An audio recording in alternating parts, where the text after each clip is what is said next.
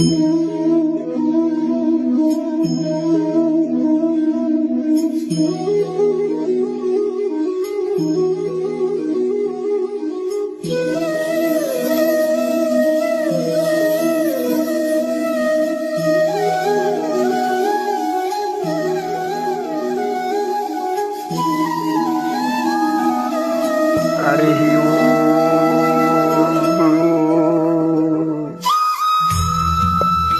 మాధవ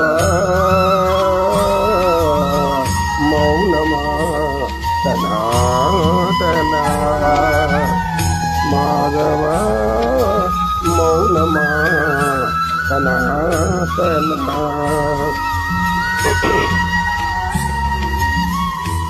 హే పరంధామ కారుణ్య సింధో కమల నయన హే దీనబంధు హే పరంధామ కారుణ్య సింధో కమల నయన హే దీనబంధు కనుల నిన్ను చూడ నేను చలేనా కావగరావ ప్రభో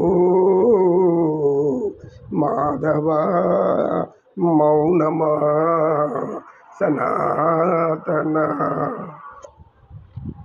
అయ్యా, పేదల పట్ల బలహీనుల పట్ల దయ చూపించయ్యా, మౌనంగా ఉండొద్దు. దుర్మార్గులు దుష్టులు సామాన్యులను పీడిస్తున్నప్పుడు మానవులను రక్షించాల్సిన వాళ్ళు భక్షిస్తూ అనేక విధాలుగా హింసా మార్గాలు ఎంచుకున్నప్పుడు నీవు తప్పకుండా వస్తావని తెలుసు. అయితే త్వరగా వచ్చి కాపాడు, లేకపోతే ఈ భరత భూమి అనేక చక్రవర్తుల పరిపాలన ఉన్నతమైనటువంటి భరతమాత కన్నీరు పెట్టుకుంటుంది. ఇంకంతే, ఏం లేదు.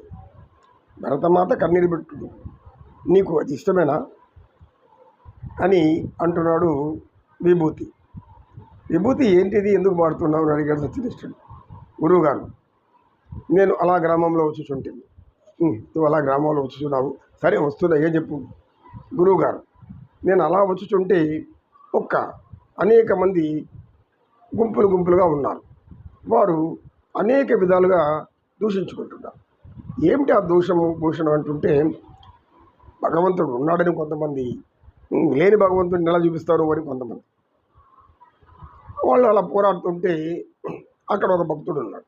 ఏం చెప్పాడు? హే గోవింద మాధవ రారా రక్షించు అంట. సమయానికి నాకు ఒక రేడియోలో ఒక పాట వినిపించింది. ఏంటో ఆ పాట? ఇప్పుడు పాడాను కదా.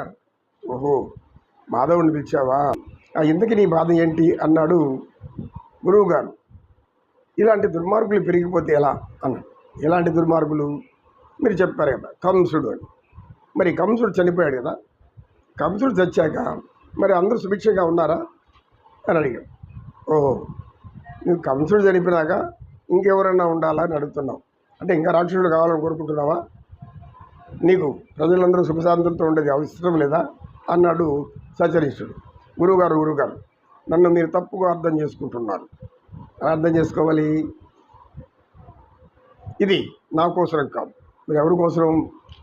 ఇక్కడ అనేక మంది ప్రజలు అమాయకులు, పాపం తిండికి లేక అనేక మంది అల్లాడుతున్నారు.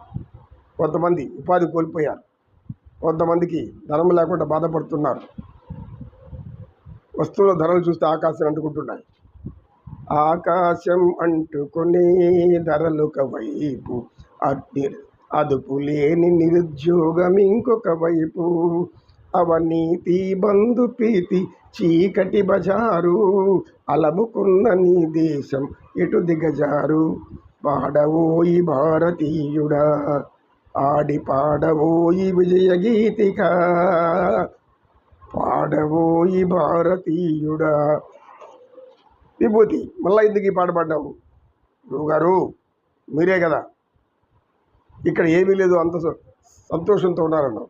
కానీ చూడు, స్వాతంత్రం వచ్చిన తర్వాత కూడా మన వాళ్ళు ఇలా అవస్థపడుతున్నారు. ఆకాశం ధరలు, నిరుద్యోగులు, బంధు ప్రీతి, ఇలా అనేక విధాలుగా బాధపడుతున్నారు. గురుగారు, ఇప్పుడు రాక్షసులు మళ్ళీ ఏమైనా పుట్టారా అన్నాడు. ఆయన పరమాత్ముడు దగ్గర చెప్పాడు ద్వాపరయుగంలో. ఏం చెప్పాడంటే, నా యొక్క మానవ జన్మ అవతారం ద్వాపరం వరకే. ఆ తర్వాత నేను కలియుగ వరదుడుగా, కలియుగ వెంకటేశ్వర స్వామిగా స్వయంభూగా వెలిసి శిలారూపంలో ఉంటాను. అంతేకాని ఇక మానవుల మధ్య తిరగలేదు. మానవులను తిరిగి వాళ్ళను, ఎందుకంటే కలియుగంలో జనాభా పెరిగిపోతుంది, అధర్మం పెరిగిపోతుంది. ఎవడి ఇచ్చారీతిలో వాడు ప్రయత్నిస్తూ ఉంటాడు. దుర్మార్గులు అందరూ కలిసిపోతారు. ఎందుకు అలా దుర్మార్గులుగా మారారు అని అడిగాడు విభూతి. ఎందుకంటే ద్వాపర యుగంలో అందరూ చంపబడేసినటువంటి రాక్షసులు వాళ్ళకి మోక్ష యుద్ధి రాలే కొంతమందికి, ఎవరి కంసులు లాంటి వాళ్ళకి. వాళ్ళు ఏం చేశారు, ఇక కలియుగంలో రాక్షసులుగా జన్మలు లేవు, ఆయన తీసేశాడు. రాక్షస జన్మలన్నీ ఇంకా కలియుగంలో లేదని. మరి ఆత్మలు ఏం చేశారు, రాక్షస ఆత్మలు కొందరు మానవుల్లో దొరుకుతున్నాయి. అందుకని కొందరు రాక్షసులుగా ప్రవర్తిస్తుంటారు. అంతకంటే వేరే ఏమీ లేదు. ఇది మనం అనేక మార్లు చెప్పాను కూడా. అయినా నేను మర్చిపోవచ్చుంటుంది గురువు గారు. అయినా మర్చిపోవద్దు, దిగమంటే బాగా గుర్తుపెట్టుకో. ఎందుకంటే ఇప్పుడు నీవు అడిగింది ఎవరు అంటే, పూర్వము మగధ దేశపు రాజు, మగధ సామ్రాజ్యులకు సమీపంలో ఉంటుంది. ఈ మగధ సామ్రాజ్యాన్ని బృహద్రథుడు అనేటువంటి వారు చక్రవర్తి పరిపాలించేవారు. అతనికి కాశీరాజుకి 2 కుమార్తెలు ఉన్నారు, అక్క చెల్లెళ్ళు. ఇద్దరు అతను పెళ్లి చేసుకున్నాడు. పెళ్లి చేసుకొని చాలా కాలం వరకు సంతానం లేదు. అలా లేకపోయేసరికి చండ కౌశికుడు అనేటువంటి ఒక మహాముని వచ్చారు. వచ్చి ఆయన అవస్థలు చూసి, అయ్యా మీరు సంతానం లేదని బాధపడుతున్నా, ఇదిగో ఇది ఒక యాగ ఫలం, ఈ పండుని మీ భార్యకు తినిపించండి, వారికి మంచి ఉన్నతమైన గుణాలు కలిగిన బిడ్డ పుడతాడు అని చెప్పాడు.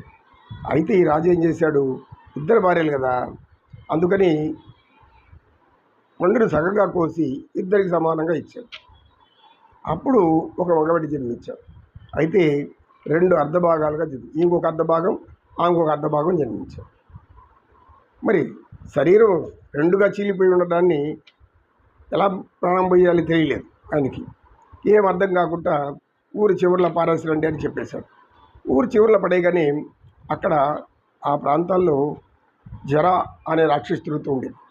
జర అనే రాక్షసి అది వచ్చి చూసింది తినడానికి. అయితే వీడు మహా తేజ సంపన్నుడు, ఒక తపస్వీకుని యొక్క మహిమ వల్ల వచ్చినవాడు.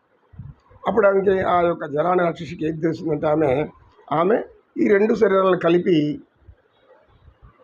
కలిపి పెట్టగానే వెంటనే ప్రాణం వచ్చేసి, జర అనే రాక్షసి ద్వారా సంధించబడినాడు కాబట్టి జరాసంధుడు. జర అనే రాక్షసి 2 భాగాలుగా ఉన్న శరీరాన్ని కలపడం వల్ల జరాసంధుడు అనే పేరు వచ్చింది. అటువంటి జరాసంధుడు రాక్షసుడుగా మారిపోయాడు వాడు. ఎందుకు, రాక్షసి వాడిని కలిపింది, రాక్షసి పెంచింది కాబట్టి వాడు రాక్షసుడుగానే మారిపోయాడు. రాక్షసుడిగా మారిన తర్వాత ఏం చేసాం, కృష్ణ నమో కృష్ణ కృష్ణం వందే జగత్.